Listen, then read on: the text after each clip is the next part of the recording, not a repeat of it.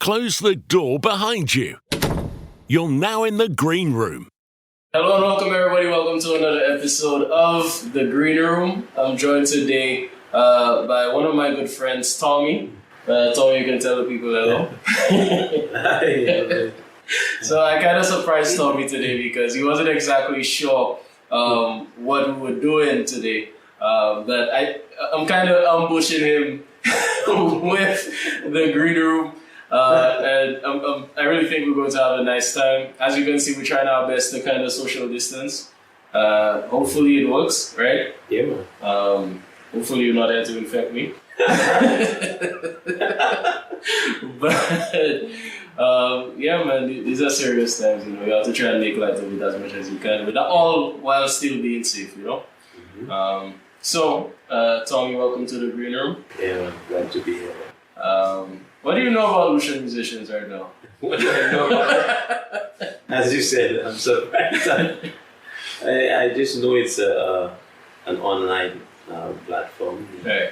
Musicians come to speak about different things. Yeah, so I only just told Tommy about Lucian Musicians. If you're joining us for the first time, Lucian Musicians is an online platform for Caribbean musicians throughout the region to promote networking, promote learning, promote growth, and to share our combined experience. You know, I think it's a good thing for us to all come together in this way. I really enjoy featuring my fellow musicians daily, twice on the Lucian Musicians platform. So, if you didn't know, now you know. So, boss, tell me and the viewers, the listeners, your story as concerns music. And it's funny I'm asking this because I actually don't know. I actually don't know. Right? That's true. My journey in music, it will take a while for me to explain everything. We have all the time you need, man. Whatever version you want to give us, just let us know. Well, as you all know, most musicians start off in church. Right. I started off in church. I also did music in school. But playing naturally was my,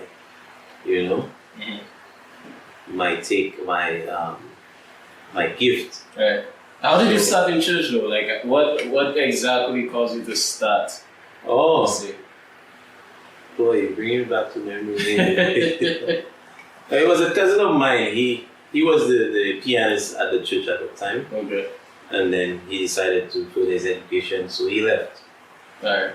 So he left for a very long time. So you had to rise to the occasion. So there's nobody in the church that could have, jumped in right away. Right. I played a little thing, but I wasn't, too confident at the time. Okay. So that made me push out. Okay. Because there's nobody, and I'm like, okay, let's do it. Let me try to do it. And that's it. So why keys though? Because you said you already played a little something at the time. So how come you started? What was the little thing that caused you to learn that first? Yeah, it's the piano for sure, because that's the only instrument we had at the church. Okay. So we didn't have any guitarists, no bass man, no drums, just piano. Okay. So I was stuck on this piano. Alright. Yeah. And you mentioned something about school. You said you went to school. Is that the same Lucia School of Music? Yeah. Mm-hmm. Alright. And how long were you there for? I did School of Music for 4 years. Mm. I started off playing for the National Youth Choir. Mm-hmm. And there's an elderly choir. They call them, I can't remember the names. But yeah. Initially the National Youth Choir, that's what made me really form my stay at St. Lucia School of Music. Okay. So Mr. John Bailey, he taught me personally. Okay. So it was a win-win where I didn't have to pay all what I did was play for his national youth choir, travel all the Caribbean countries, and then he taught me in return. Okay. Alright. So anytime you hear me playing and you hear a little classical thing, that's a really there's no Bailey, John Bailey. Alright. Is he still? Yeah, he's alive. He's retired, but he's still around. Y'all still keep in touch? Yeah. That's good. That sounds like a good arrangement there. Mm-hmm. I had a similar thing when I went to Fort Concrete. Mm-hmm. My teacher, Miss Lucian, she insisted that I sing if I wanted to play. So I hear that already. So like you have to sing until and then start on an instrument. Yeah. Which it worked out, It really worked out. I don't think I'll do that long. Yeah, man. But I've heard that it's really a good thing to have that classical base, or to have those fundamentals as strong as possible. Yeah. Would you agree with that? I agree with that for sure. In terms of your abilities to hear or to stay in key, and I guess it works for you because if you learn how to sing first and to stay in key, automatically if you go on the keyboard and hit a wrong note, you're going to know if it's wrong or not. Huh? Yeah, but I would definitely say that my ear developed a lot more when I was playing more consistently as opposed to singing more consistently. Yeah. Although there's arguments to be made that both things develop your head, especially if you're seriously approaching the training in either case. Yeah. But my head developed much more strongly when I was playing and learning songs. Sure. Me too. Yeah. Than the vocals, and that could mostly be because on the vocal end I was. It was kind of a means to an end, I was really learning this to stay here, Yeah. But yeah, man, we have to really appreciate the people that help us along the way, push us along this journey, Yeah. So tell us a little bit about the time at the School of Music. It's a place that I always wanted to go, but I never actually... the atmosphere is really nice. You have a lot of young people coming every day after school until night. Right. Yeah, it was a circle of musicians, the National Youth Choir was a bigger group of teens, right? We had almost 30 members. Just a moment. Okay. Right then. So, you were saying about the School of Music. Yeah, School of Music. It was just a comfortable place to be because everybody who comes to School of Music has one motive. One goal is to learn how to play. And that's a good environment for musicians to be in, although most parents would tell their children no because of the price. I was one of those. The price they have to pay, but I guess I would throw on that with the little deal we had with disability. But most students they pay, and it's expensive to do extra activities after school. It's expensive to do music. So you kind of have to push on your own. A lot of practice. And music school developed me a little bit because of the choir, especially playing for the choir and different parts, altos, tenors, different voices, and you would know. He will tell you if you're off. He would know do it again, until you get it. So, you have any idea why the price is so high?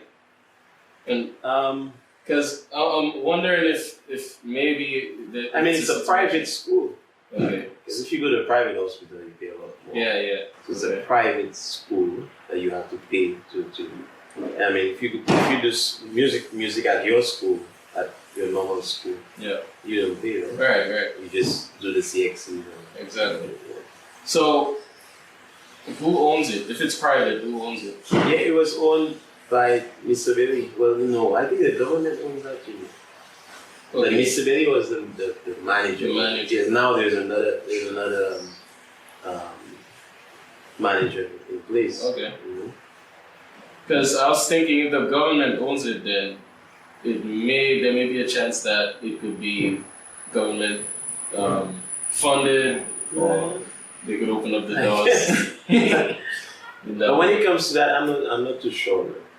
But that's a good observation. I never realized if it was the government. Because we always perform for the Governor General at a house for different things that has to do with St. Lucia, independence. So the choir was like the governor's choir. You understand? So we represent St. Lucia in many Caribbean islands. Dominica, Martinique. By the way, folks, if you're in any popping, I will not be able to edit that out. The popping is from it's Christmas time in St. Lucia. We have people popping bamboos. We don't call it popping bamboos. We call it bursting bamboos. Right? But that's the boom sound that you're hearing right now. So this episode will be a relatively short episode, but I hope you can stick with us in spite of the popping sound. All right? Yeah, man. But if anything, I think we can go a long way in terms of making quality music education more available and broadening the scope of music education, not just in St. Lucia, but throughout the entire Caribbean. Sure. And I also believe it's actually become easier now to learn music because that's a good point. You have YouTube platform that if you want to learn anything about music, it's right there. Right there, just click it and then you learn it. I mean, sometimes you don't have to pay for it. That actually leads me to a very good question because it makes you wonder why even now with us having YouTube available, every chord, every lick is broken down. Every instrument you get intro to intermediate to advanced, and all of these things are available.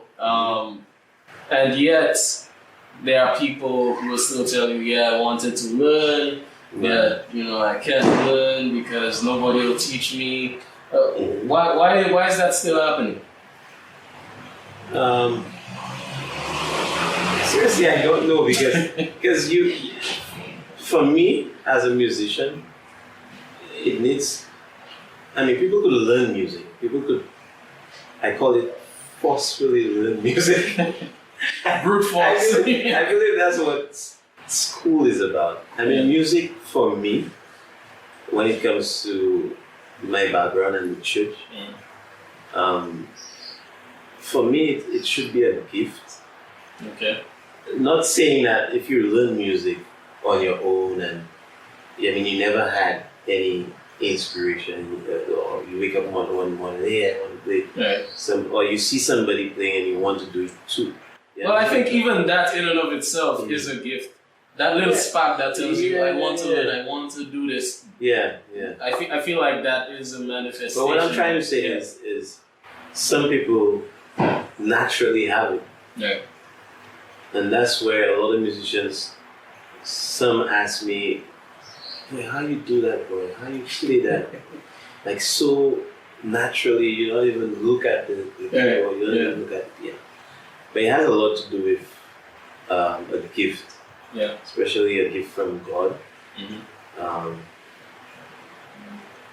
Because, all right, Mr. Bailey, let me tell you a little bit how I could balance this thing. Mr. Bailey will play classical piano, any song with his music sheet, he'll play to the T, every little note that's on that thing. And there was one concert that we were doing, so it will be me and him.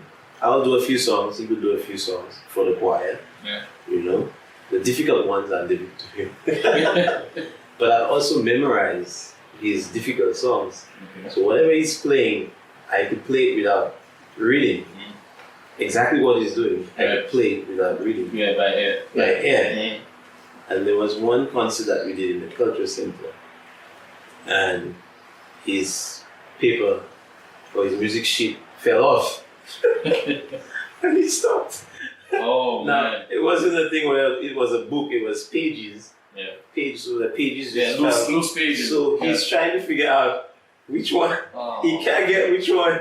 That sounds So like I a had to nightmare. pop in and just continue to finish the song for him. You know. Oh man! So that's how I figured music. Sometimes there is the gift of music, Yeah. and there is where you learn music in terms of like you're learning maths at school. Right. They teach you to 1 and 1 is 2. Yeah. Huh? Yeah. That's No, I what get it. that's what they teach you. Yeah. And So- for most of the previous episodes, I have been asking people: is music a gift or a skill? Because it can be both. and that's the typical answer. Yeah. Yeah. I know y'all are tired of me asking that question, but It can be both. Man. yeah, I like it in a different perspective. Both can work. Yeah. And if you're able to do both, you're a beast. If you're Yeah. able to do both. Like for me, I have always been able to hear, like when something is a little It's off, off, yeah. or when something doesn't feel right. And I think that's a gift too. Yeah, Right there, you can't learn that. yeah. But I don't think you could learn that. You need to know. if you don't know, Yeah, if you don't know, you just don't Yeah. know, you know? But I think what then has happened is over the years, as I continue to play, that became refined where I can hear like a 4, or I can hear a 5, and I can hear a flat 7, or I can hear a flat 2. Yeah. I can hear, you know, and now it's more matured, you know. So I think, so I think the long and short here is whatever you've been given, use it. Yep. I agree. And music comes with hard work as well, man. Right. You can't just stay there and expect to play like George Benson Right. or you know all this, these people consistently. Yeah. They're at it every day, Every single day. every night. This thing, Yeah. Man. When I was finally leaving the choir because of other opportunities, I got a chance to go on the cruise ship, work on the cruise ship. So the beginning phase was the church, then moved to a choir, Yeah. and during school, during school and the choir, there was this band that I performed with at the different resorts. As early as it was, like 16, 17, 18, Okay. I was playing with a band called Third Eye. Okay. Yeah. Who else was in that band? It was called a jazz band because they always performed for main stage, Okay. jazz in St. Lucia, but it was a normal band. We had Jab Duplessis, is a saxophone. Oh yeah, we featured Jab on Lucian Musicians before, yeah. And we have Terry D. Williams, which Okay. is the main lead vocalist for the band. And we had a guy from Viewport, his name is Herman. He was a drummer. And then the bass man was Doyle. He's still on the I featured him as well. Yeah, I featured Doyle, Doyle as well, yeah. So that's He's a how very talented way bassist, back yeah. then. And I think we had 2 backup vocalists. Can't remember the names, but Okay. yeah. And from that little band, I mean, songs start coming in, getting comfortable with different. Yeah. So what would you say was, like, if you could pinpoint something that you pulled away from your experience playing with Third Eye, what would it be? Something that I would. Something that you learned while playing with them. Oh, yeah, the practice part of it. Yes, Jab Duplessis was with the police band before when he formed his own band. And he was have to get it really a right. policeman, I'm telling you. And we would do the same thing for hours out, just over and over until we got it right. So that made me a better musician in terms of and trying to learn the songs as fast as possible. Yeah. So that in turn helps your ear to develop. Exactly. Yeah, absolutely. All right. Yeah, that sounds very good. So how then was the transition to the ship? Yeah, well, from the band to the cruise ship is similar. Okay. Because the cruise ship is the same band. Mm-hmm. It's the same band that you form a band and you head out. Mm-hmm. Just that you have a lot more songs. So, with the cruise ship, you have 200 songs plus. I'm serious, bro. Yeah. 200 songs and more. Yeah. My repertoire over the years came to almost 400 songs. Wow. In my head, 400 songs. And not just playing the piano part. Right. Playing all the parts. Yeah. Because you're the only keyboard player in the band, and you have no sax section, you have no brass section. Yeah, so you have to play. So you as a keyboard player, you need to do the strings, the piano, the steel pan, the brass, the strings, orchestra, everything is you. Right. Because bassman is just bass, right? Yeah. The drummer is just drums. Right. And the singer, the keyboard player is... Did you ever have a second keyboardist with you at any point? No. On a cruise ship, no. I wish. I think there was a band out there with 2 keyboard players. Okay. But that was the owner of the company. Mm-hmm. He's a St. Lucian as well, the owner, the guy who formed the cruise ship industry thing for musicians down here. Yeah. So who's that guy? Who's that person? His name is Clement Charles. Clement Charles. Okay. He's not here. He's somebody you can't find him right now because I did my whole cruise ship life and I only saw this man once or twice. So what is he? Is he like a broker with the ships? He's an agent. He's a musician actually. He's a pianist actually. Okay. So he started the whole band thing on the cruise ship. So he's the godfather. So he was yeah. And then whilst he formed his band, he made a proposal to them that he could find other bands in St. Lucia, and he will be managing them. He will be the agent. So it sounds like he works with more than one cruise line. Yeah, as well. He works with Cunard. I worked on the same ships that I did because he was my agent. So everywhere he had, Cunard for sure, all Cunard ships.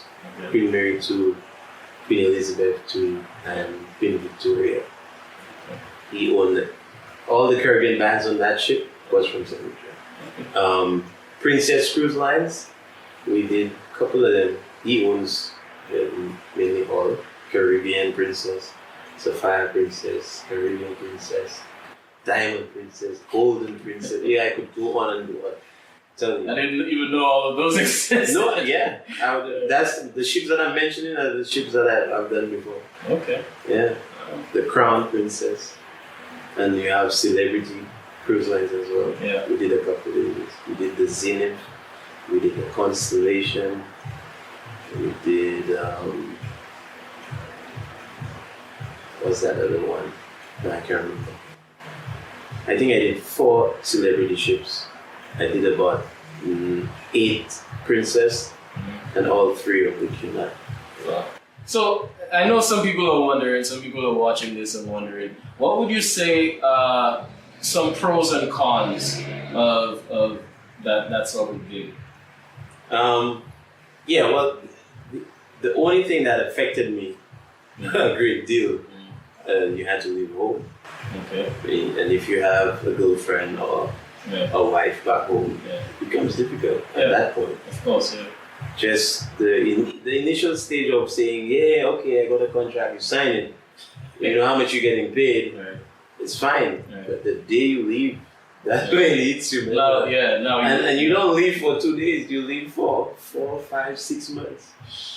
And if you're all the way in Alaska, I mean, it's difficult to bring your lady over, So how does somebody in that position sustain that sort of arrangement? Like, what is some things that you would do in that position to sustain your relationship and make sure? Oh, well, there's nothing you could do. It's just make your calls, emails. At that time, It's just emails and calls. You make the calls from the ship from your room. And that time it was expensive because you have to buy a card. A card with credit on it to make a call. So you kind of have to buy a 20 US card. And it wouldn't last long because you're calling St. Lucia. Yeah. So you get about 20 minutes on a 20 US card. So that's 20 US is a lot of money for just 20 minutes. Come on. And now the world is completely different. Yeah, right? now it's easy because you pull your phone, you WhatsApp, you FaceTime, you everything. Everything is right there. So it's better now than before. Yeah. But I mean, my lady stayed with me the whole time, so it was good. It was hard, but I'm sorry to say that's why I'm. So I guess the takeaway from that is if you are interested in playing on a ship, you have to concede that you will be away from loved ones for quite some time, and you have to ensure that you make the arrangements to make that possible, right?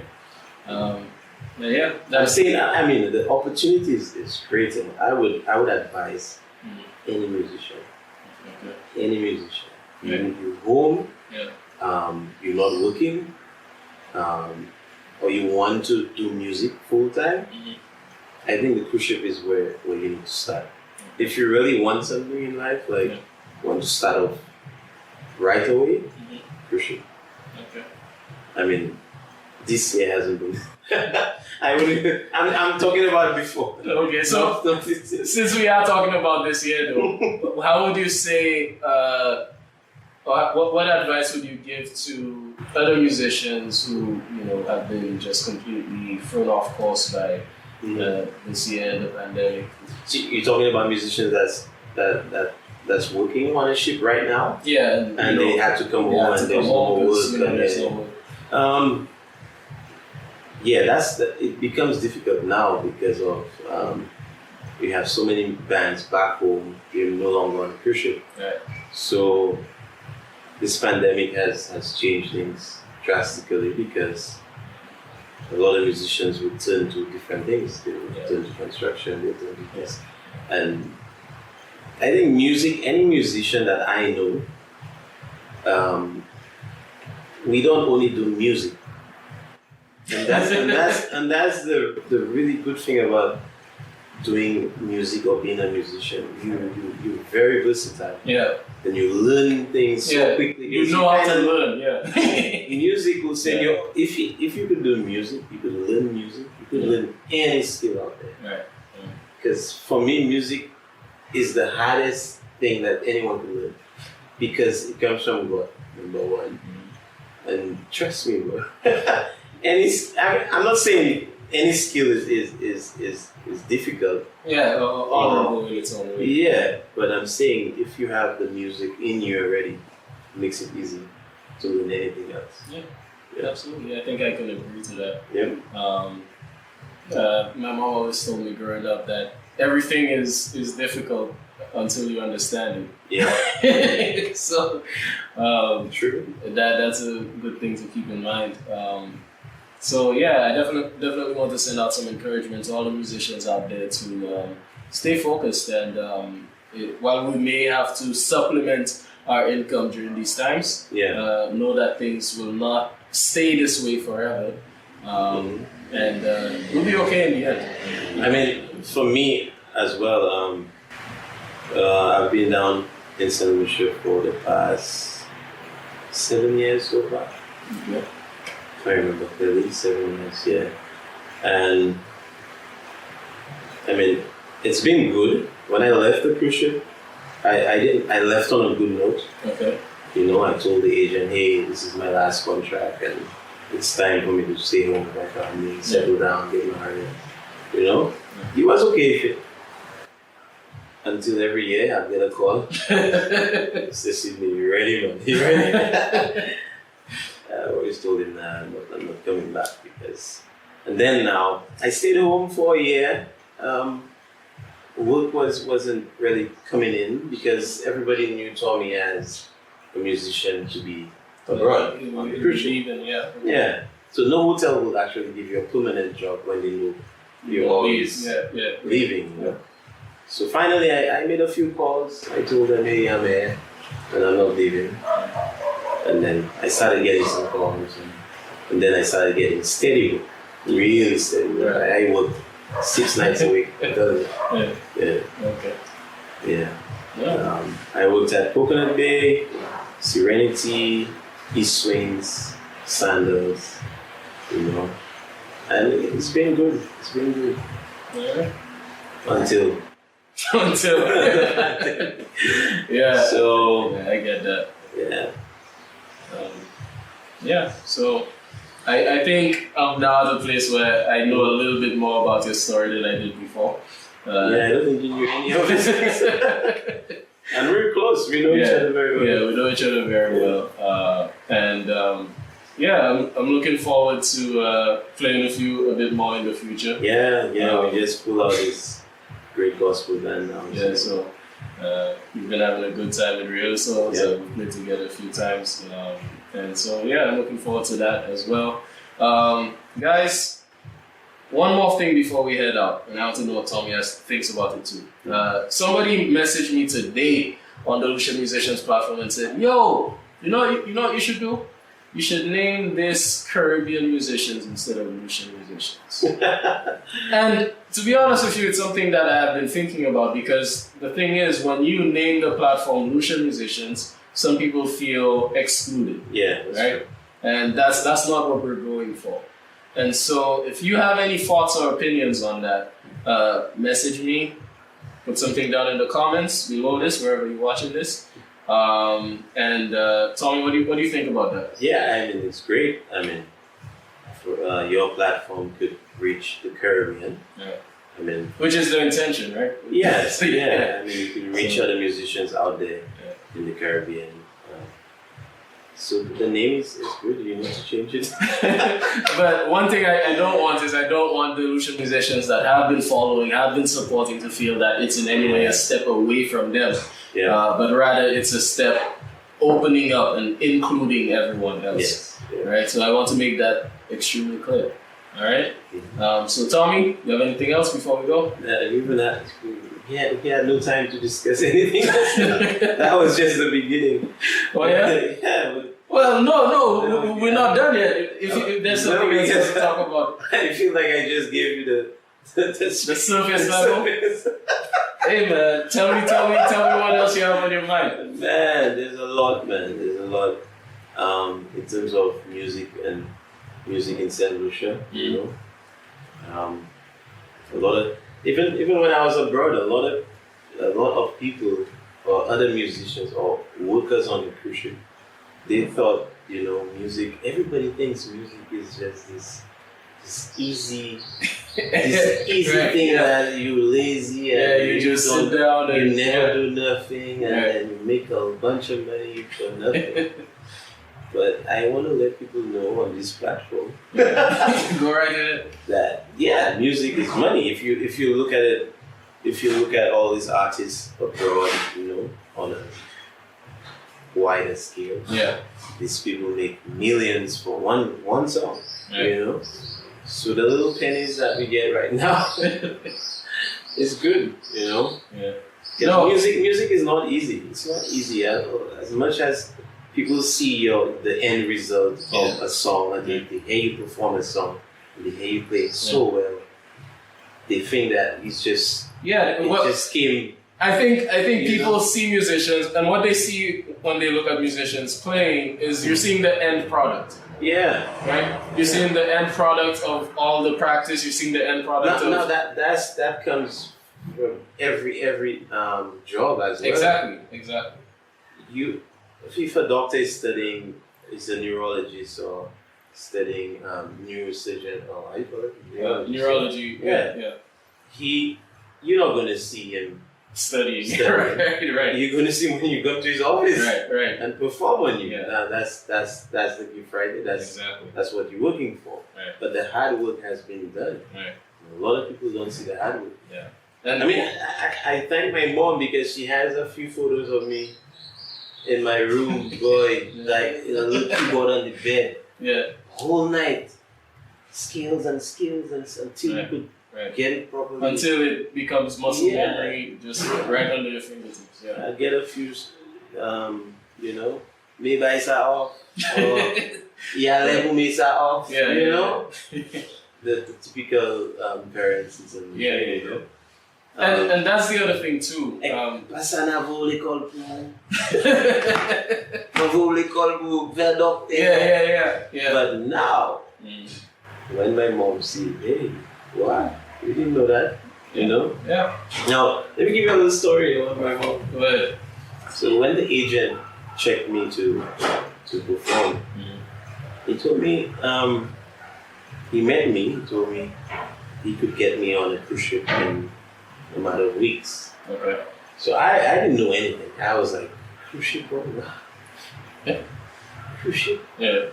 I know my mom and dad would allow it because we were in church. Yeah.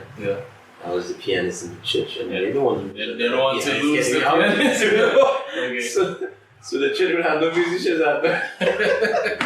So that's why I advise a lot of musicians in the church, just play. Any youth, learn to play keyboards, learn to just pick up an instrument and learn it. And learn to play well. Challenge yourself. Push yourself beyond the confines musically of your current Because position. nobody is there for long, you know? Yeah. I'm not there forever, you know? So whoever is younger could learn from us and go forward. So, as I was saying, he came home. He actually came home. I told my mom there's this man that I want to speak to concerning a job, you know? And how old were you at the time? 18. Okay. 18 and a half. Yeah. So you just left secondary school? Just leaving school, I'm telling you. So he came home, he sat down, you know, and then he started saying what the contract is, what it entails, where I'll be traveling to. And first thing my mom said, "Patty going well, Patty." Yeah. So for the non-Creole speakers, he just said, "Not my little boy. You're not taking my little boy anywhere." Right. So basically, people thought the cruise ship, especially in our religious background, we just all thought that cruise ship is a big ball of partying. Yeah, bad stuff. Just bad stuff. And there's drinking and partying. Right. Yeah. Nah, a cruise ship is not that. I could tell you that for sure. Okay. It's not that at all. Because is it more of a situation where you will find what you look for, sort of thing? No, I don't think so. I didn't know what it was. But I always thought it was similar to the hotel sector, which it is. It's similar. Okay, what's different? Yeah, the difference in it is you're on the sea.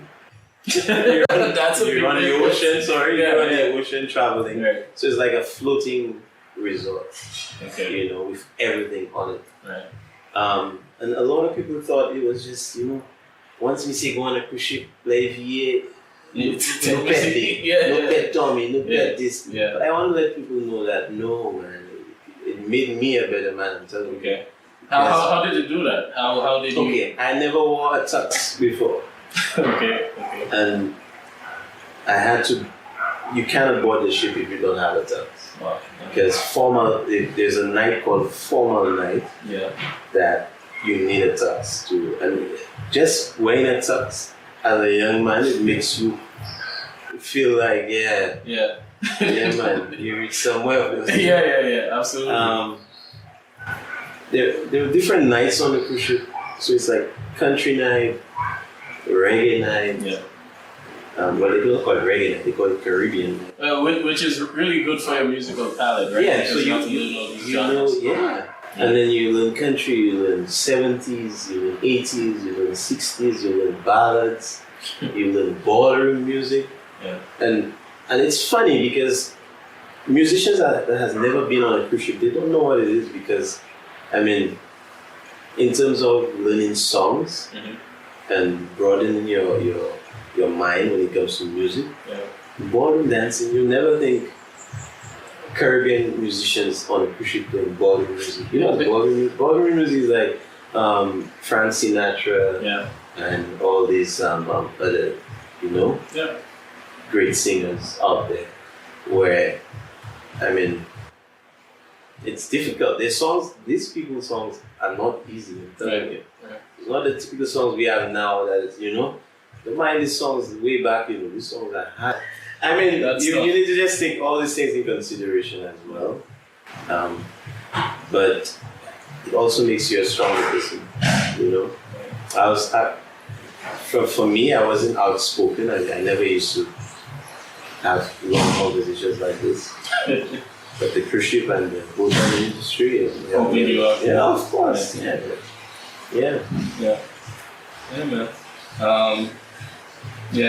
I think I'm hoping that we can actually continue this conversation. Yeah, we will. We should. We should definitely continue. Yeah, there's a lot more. Folks, Tommy knows that behind the scenes that I'm actually being called out to another venture. Yeah. So we have to cut short right here. You can always join us next month. Next month's episode of The Green Room. By next month, I do believe that we might be changing the name of the platform. So if you have any thoughts and opinions on that, please share in the comments or message us directly. And yeah, thanks for supporting us. Thank you so much for supporting Lucian Musicians throughout this past year of 2020. There have been ups and downs, but we have been glad to speak, to consistently bring you the very best of Caribbean music and Caribbean musicians. And we're looking forward to 2021. Stay easy, get into music. Bye for now. Yeah.